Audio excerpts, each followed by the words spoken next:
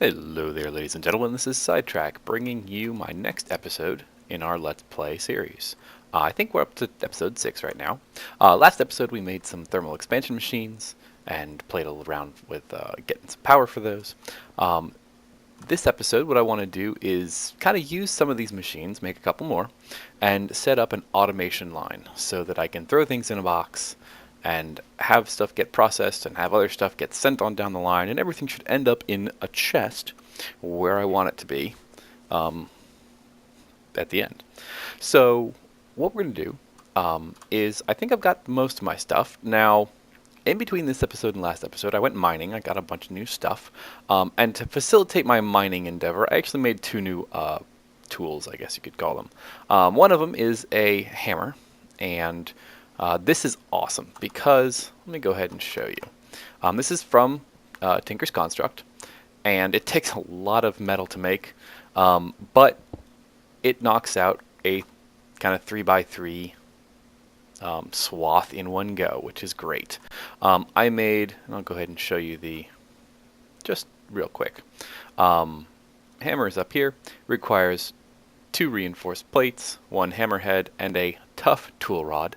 I had to go ahead and make myself a tool forge. I didn't do this on air because I thought that maybe people would get sick of, Tinker's Construct. I feel like I talk about it all the time. I made the head and the reinforced plates out of ardite because I had a lot of it lying around.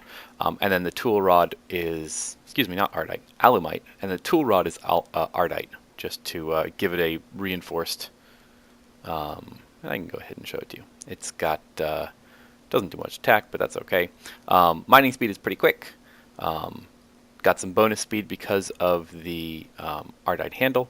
It's reinforced and stone bound, so pretty cool. Haven't had to repair that yet, and I've done quite a bit of mining with it. The other thing I made was a lumber axe.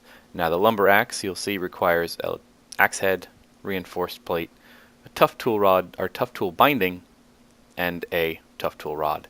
I made this handle again out of ardite, and the top is out of cobalt, so both the plate and the axe part are both cobalt.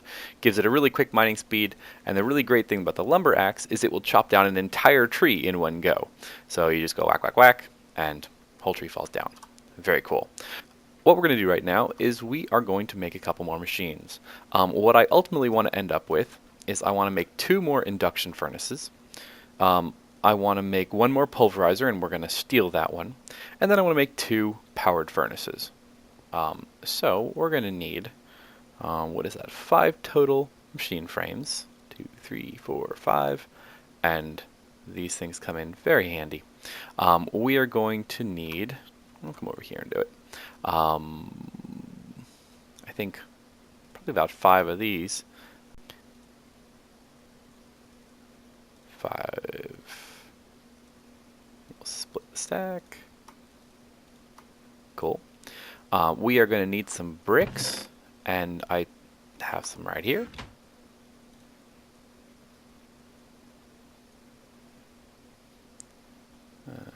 Talk about the long way to do it. Alright, so 2 bricks, 2 of these. What else does the furnace need? It needs some copper, and it needs a machine frame. And then at the top, just need some redstone. Sweet. So we've got 2 of those. Leave that in the middle. Next thing we're going to make is the induction smelter. And I think actually I can just do this. Cool. We're only going to make 2 of those. I don't want all 3. And then 2 of those. Pulverizer. And for pulverizer, whoa, where'd my screen go? We're going to need 2 flint. Very cool. Now, pulverizer. Throw that in there. Of course. What am I missing? 2 copper, redstone. Oh, I need the piston. Do I have everything for a piston? I do. And you know what? I'm going to make a couple pistons because I always need them. Clear this out. Pulverizer. Shift it in there. And there we go. Alright, so what we're going to do is I've kind of cleared this area out, and I also cleared out an area downstairs. And the way we're going to run this is we are going to put our induction smelters right there, and right here. We're going to put this pulverizer on top, and we're going to come over and harvest this pulverizer. Give me my... Now, I actually drained most of the power out of these. I just pulverized a bunch of stuff. Go figure. There we go. And so, because I don't like wasting power, I think I actually ended up pulverizing something that I'll talk to you guys about later. I pulverized some coal. Alright, so pulverizer up top, induction smelter at the bottom, same thing here. What we're going to do now is put our redstone furnaces down here. And now we've got to make some item ducts. Alright, so item ducts we have not made yet because they require hardened glass, and we just made some hardened glass last go around. I think it's tin on either side. There we go. That'll get us 6 item ducts. We're going to make about 24. And I actually want to make a couple of lead item ducts. So there are 2 different types of item ducts. You can see this one is item ducts opaque, and the other one is the normal item duct. Now, the only difference between the two is the opaque one you cannot see through. So that makes sense because that's what opaque means. But I do want to be able to see what's going through these because I like watching things go through tubes.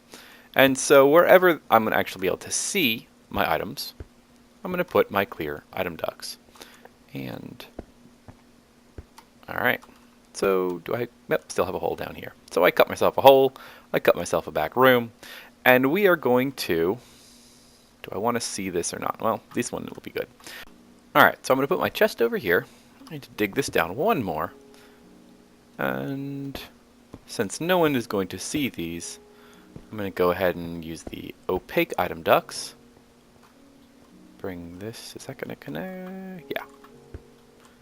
Alright. Down here and through this hole.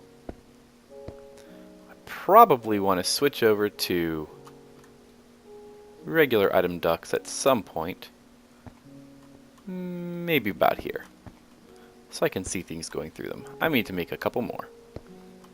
But for now, this works. Oh. Alright, so I'm putting these down by shift clicking, and we'll transition back up into opaque item ducts to go up over there. Now, I do not want these connected to this coke oven, so I'm going to right click it a couple times, get rid of those attachments. At some point I am going to have to rope my coke oven into all of this. Speaking of the coke oven, it is entirely filled with creosote oil. I cannot make any more coal coke, and I've made about 2 stacks. I have a reinforced portable tank and a hardened portable tank in the back that is completely filled with creosote oil, so we have lots of that to play with when it comes time for Railcraft. Pretty excited. Alright, now we've got to figure this out. We're going to have to make some pneumatic servos to slap onto these. How do I want this to work? I want this to be an input and that to be an input, and then I want this to be an output and this to be an output. And actually, no, I do want the pulverizer to have an output. And then we'll do an input and an output. I think that should be good. Actually, let's do this. That way we have all output on this side, all input on this side, and that side, and output on that side. Makes it, you know, fairly symmetrical. Alright, so we need to make some pneumatic servos. Now, item ducts have a really great filtering ability. I need some glass. I'll be right back. Let me go grab some glass. Alright, I'm back. Not going to make 23 pneumatic servos, but I'll make about 10 of them. That's going to be more than I'll need, but it's always good to have some left over. So as I was saying, pneumatic servos and item ducts. Item ducts have a great filtering ability if you apply a pneumatic servo to them. So you can just right click it and then you get a little pneumatic servo has been installed. Go ahead and install that on those too. So I only needed 4 for the moment. And then what you do is with an open hand, you can right click on your little arrow. Now it lets you change a bunch of things. We can change what goes in. We are going to actually play with the whitelist. We're going to say only certain things can come in, because I want only certain things to go in and get smelted in my furnace. I only want certain things to come into my pulverizer and into my induction smelter.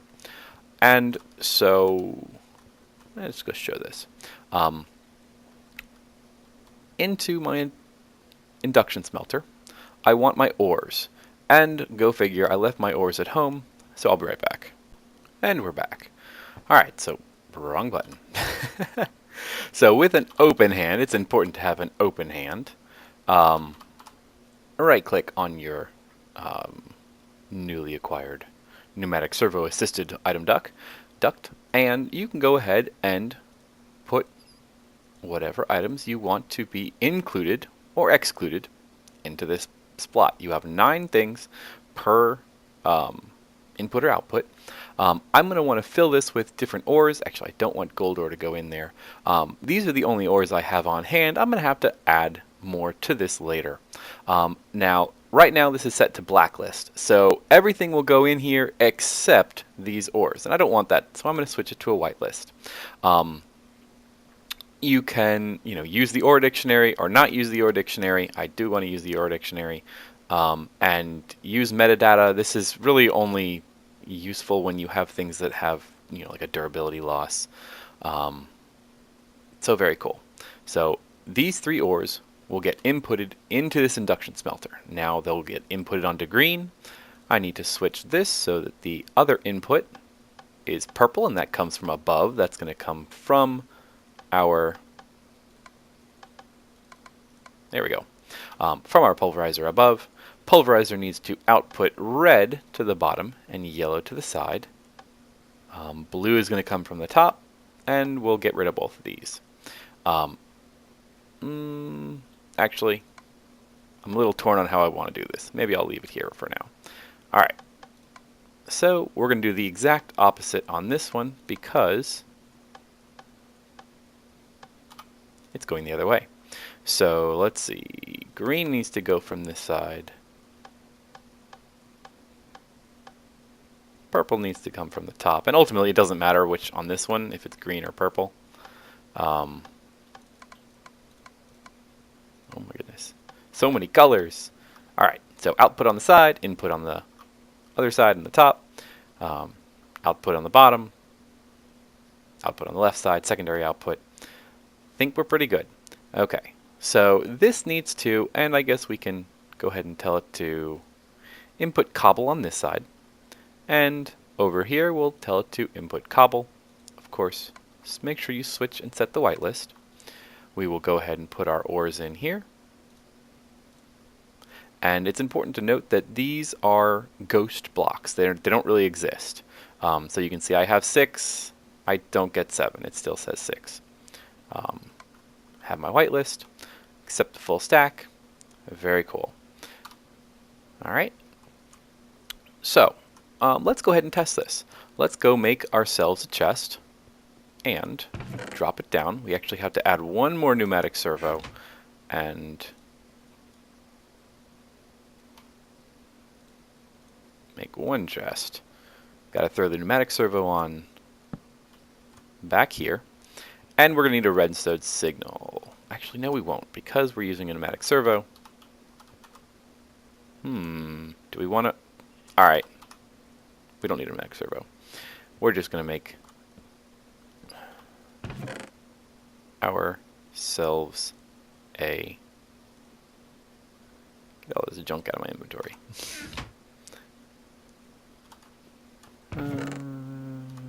Okay. Clear the crafting grid. Set ourselves up. And a redstone torch. Okay. We could have used a pneumatic servo if I wanted to waste one, but okay. So now the way this sets is anything that is in this chest will get outputted and sent on down the line. Now the cool thing about item ducts is they will only send things that are allowed to go to one of the outputs. So right now, if I were to throw something in here that cannot be smelted, like say my lumber axe, it's not going to go anywhere. It'll stay there. It'll stay there until I set something up down the line. However, my iron ore will get sucked out. My lead ore and my silver ore will get sucked out. Gold ore will not. So we're going to come over here, and you know, I probably ought to check this because it's entirely possible that since we didn't play with this, yep, there we go. Okay, we need to throw something in here. I only want glass to go in there, and this one, I only want glass to go in here. Just because I don't want it to create any problems. Because in a minute, you will see that things will start to come up, and there we go. Off they go. And let's see if they go to the right places. Sliding over. Up, here comes the iron. In it goes. And then one of these is going to end up bouncing back. Oh, can't go into that one. And then the lead didn't make it in time. So it's going to head back to our chest. Now we're going to have to fix that a little bit because we don't want things bouncing back and forth. Especially when you throw a whole bunch of stuff in here. You know, if you throw like 10 stacks of iron, you don't want it to bounce back and forth between here and there as each single piece gets smelted. So we're going to have to go downstairs and fix that. But first, I'm going to take a break and get some stuff set up. Alright, we're back. So what we're going to do is we need to get ourselves a couple of chests because I need more anyway. But we're going to actually upgrade these basic vanilla chests to a chest that is from a mod called Iron Chests. Now these chests are great because they are a lot bigger than your standard chest.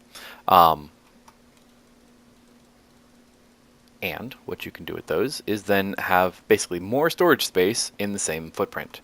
So we're going to bring this downstairs, and we want to put this chest right, let's see, we've got our output, we've got our input, we've got our input. We're going to put it right beneath, yeah, we'll put it right down here. Sure, why not? We're going to connect it with item ducts, and I want to be able to see these. There we go. So now what this is going to do is any of those ores that cannot get put back in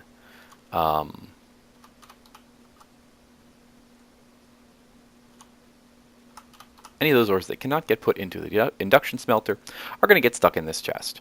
Now we need to, and of course I don't have any ores, but I imagine that something should be along shortly. Let's see. Nope, can't see that one.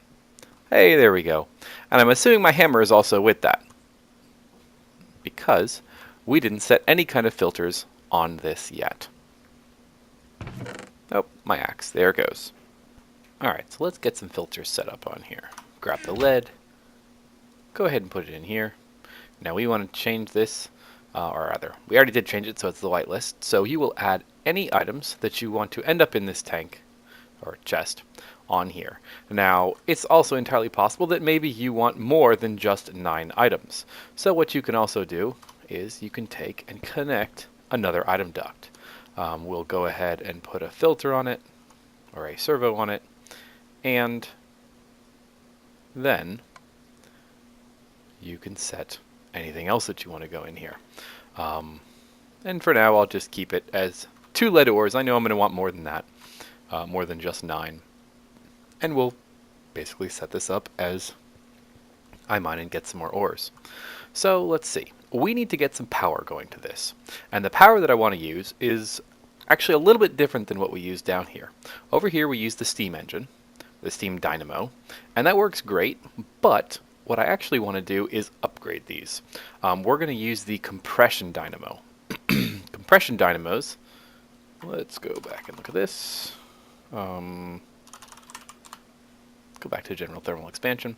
The compression dynamo is actually pretty simple. You just need some tin gears, a redstone transmission coil, tin, redstone, pretty simple. So I'm going to need some redstone, and why don't I just go and make sure I gather all this. I'm going to clear my inventory. Be right back. And we're back. Alright, so we're going to make a couple compression dynamos. We're going to need some redstone transmission coils, and 3 is one too many, but that's okay. We're going to need some gears. Wait a minute, there's another way to make that. Let's try this. Get the right one here. Why don't I just stick it in here? Because that would be too easy. And of course I made one too many. Apparently I'm having a clicking problem today. Let's see. And now we should be able to set it in there. Very cool. There we go. So 2 compression dynamos. And now what I want to make is a couple of igneous extruders. Should be able to make, oh, we need a couple more. Clear the crafting grid, set the crafting grid. 1, 2. That should be good. We're going to have to upgrade this a little bit in a bit, but for now this will work. Alright, igneous extruder. And I'm going to actually just make one. One should be good. Alright, so we're going to put the igneous extruder. I probably need something to stand on.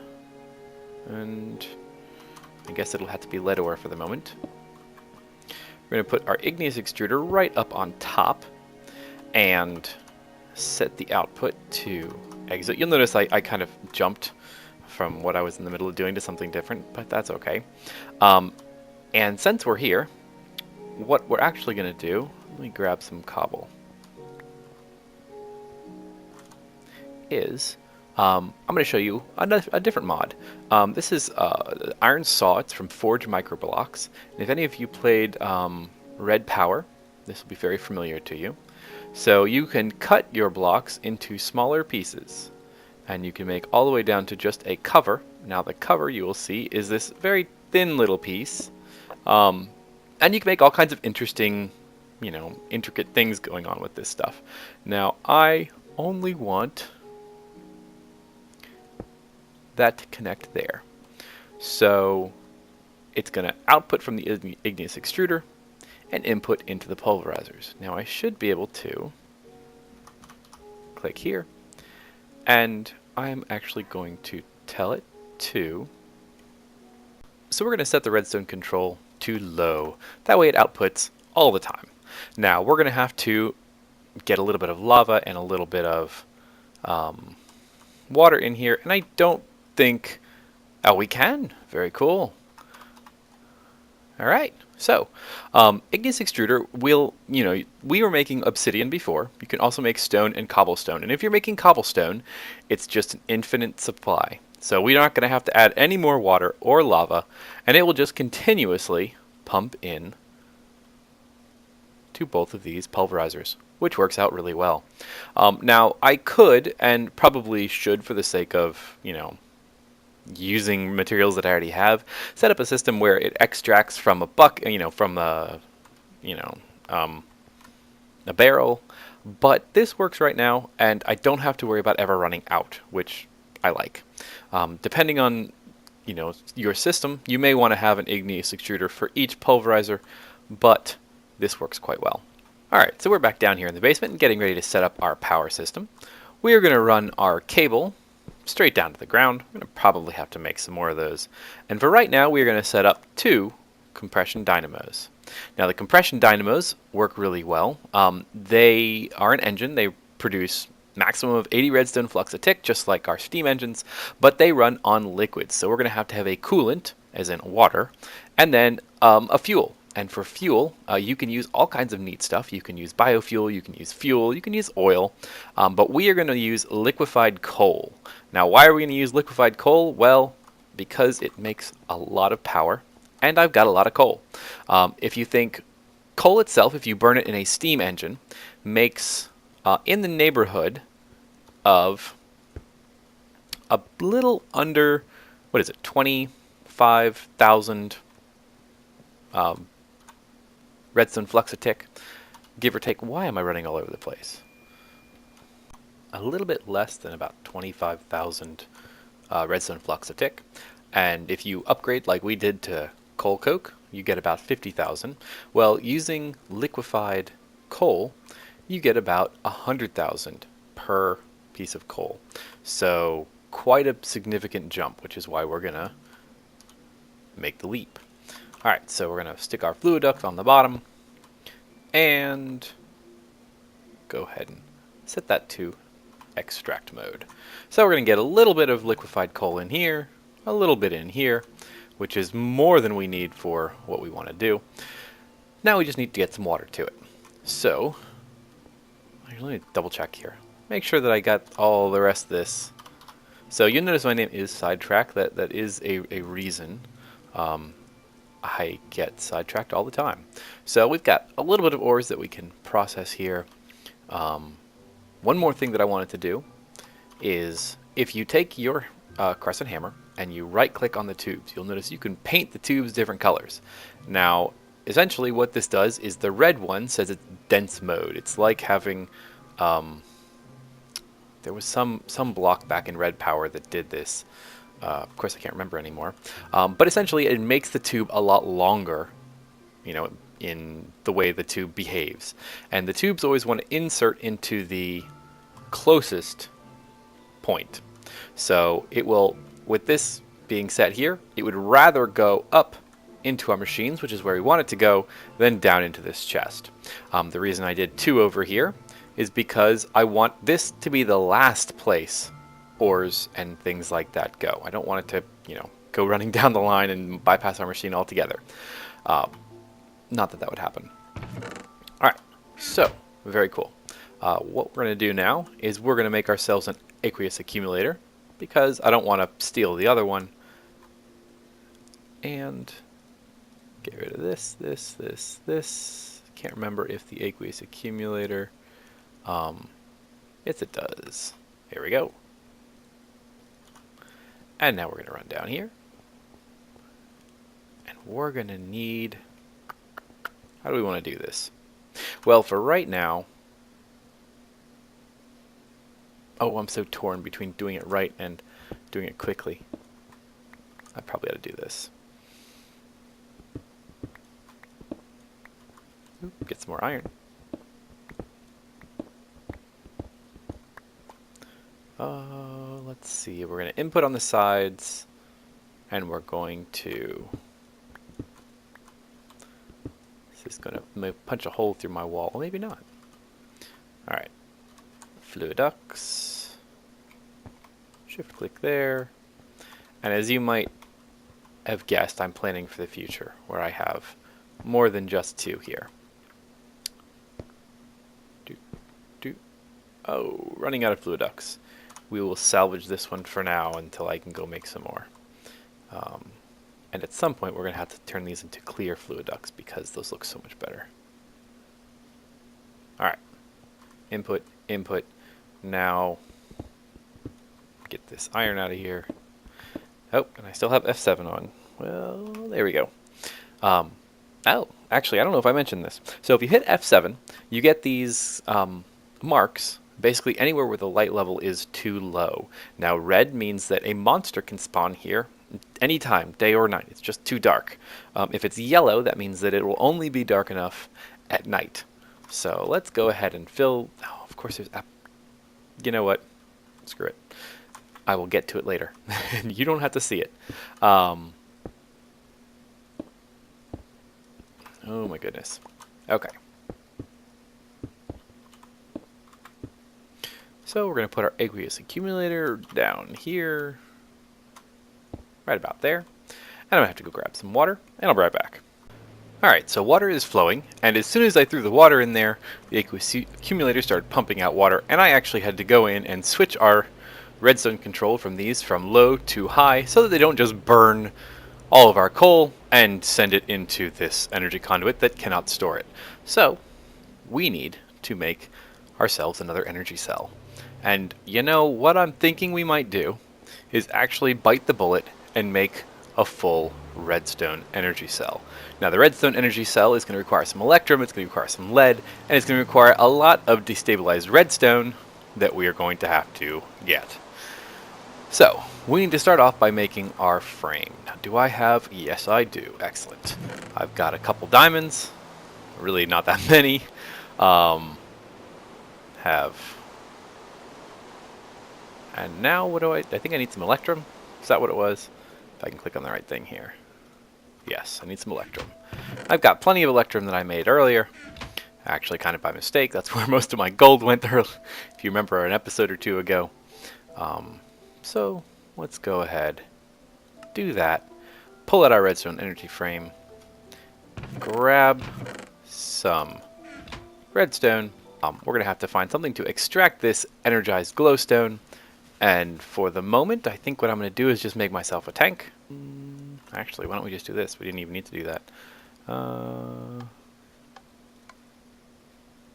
Extract. There we go. And the energized glowstone goes up into here. And the other cool thing is this will start emitting light if you put enough energized glowstone in it.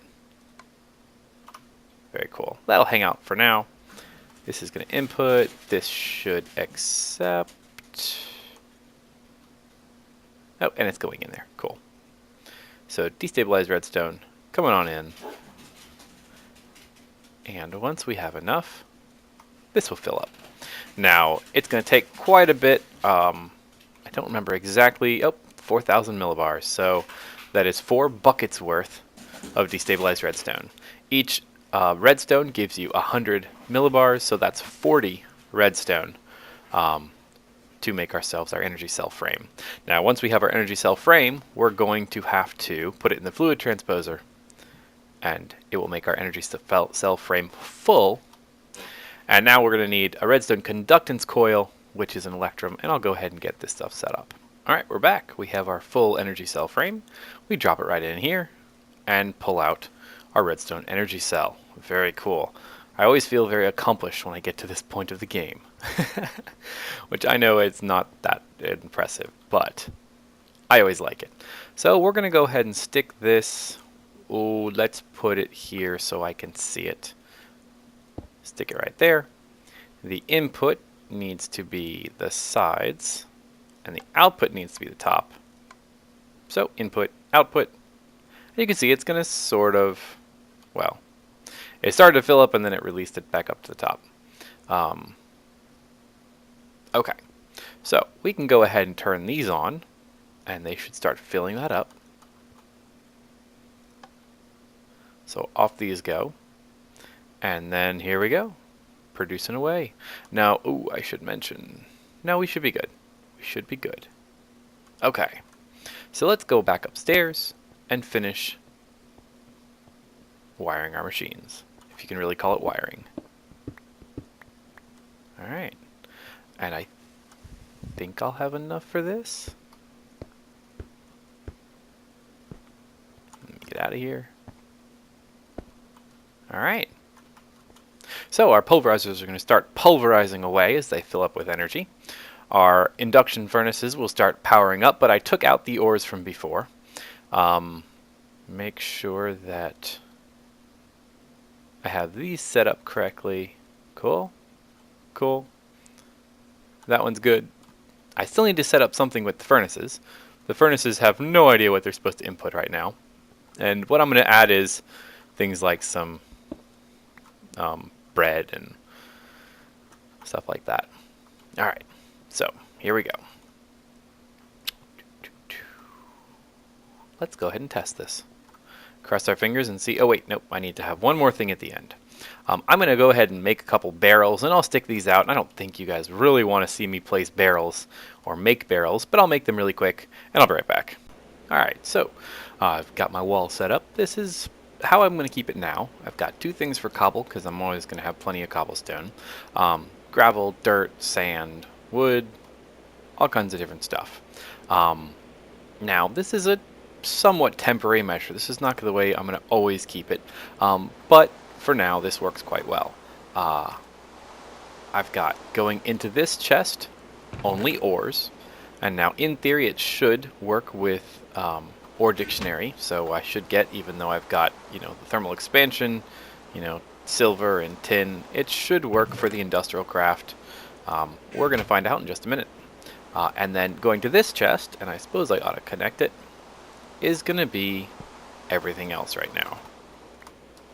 Let's use the right item duct here. All right.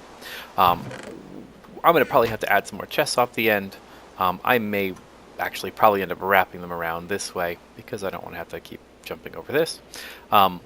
But we're going to see if this works. So I've got a couple of things set up over here. In somewhere I have a redstone torch. Let me go find it right back. Alright, so I've got myself a lever, and we are going to work on draining these two barrels. Now, if you don't know anything about barrels, is barrels extract from the bottom. So we've got our item ducts down to the bottom. We're going to apply redstone signal, and we're going to start removing our gravel. Alright, so we're set to extract the cobblestone, and this will take a while, and we're not going to watch it the whole time. So, cobble getting extracted, sent off to where it's supposed to go. And we can look over here and see that the gravel has started to come in, the dirt has started to come in. Pretty cool. Alright, now while this extracts, we're going to play with this. So here's our chest. Here's some of the things that I have just thrown in here to see if they do what they're supposed to do. Let's throw the iron ore in there, and the redstone. And we'll throw a couple things that I know shouldn't end up in any chests. Drop down our... Nope, gotta move it back. There we go. So these should start extracting, and we should be able to, yep, see them disappear. And we're going to head on down and take a look at it. Let's see. Oh, here comes all of that gravel working its way through. And we're just going to have to wait a couple minutes to see when our ores start coming through. Now our ores should work their way up and end up in here. And our ingots should keep on going. So here comes some ingots. And they should keep going. And, oh, what is that? Oh, I know what that is. That is bread, barley flour. Although why it's coming down here and not up to the furnace, I'm not quite sure. So, oh, there goes some ores. Ores are starting to get processed. Oh, we can see the lights coming on. That's a good sign. Now the iron should run up, and then it should bounce back and head back into here. Let's see if it does. And we can see ingots start to go out. Oh, looks like we're in business. Iron heading into the chest, and it should hang out there for a little while. I'm going to take this one barley flour and go upstairs and take a look and see what's going on. Well, it should go into here. I wonder why it's not. Because it's set to output on this side. Aha! There we go. And I gotta do the same thing on this side. Output. There we go. Oh, and you know what? It's always a good idea to make sure that you apply a redstone signal so things actually get released from our holding chest. Alright, they should go up to our powered furnace, and this will go up to the... Excellent. This is what I like to see. So far this looks pretty good. Alright, so we've set ourselves up a nice little automation system and a nice little sorting system. Now this definitely needs to get worked on a little bit, and I plan on doing a little more of that next go around or shortly thereafter. But for now we are running over on time. We've been going for about 40 minutes, and if you actually watched this entire thing, hopefully it was very helpful and useful to you. And congratulations, you listened to me talk for 40 minutes. So until next time, hope you guys have a great day. Take it easy.